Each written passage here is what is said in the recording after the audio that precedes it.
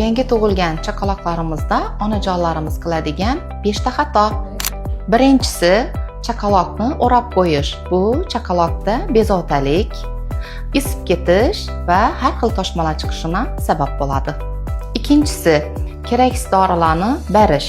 Ya'ni bola kolika bo'lsa va kuchli bezovtalanish bo'lsa, shifokor maslahatisiz har xil dorilarni berish.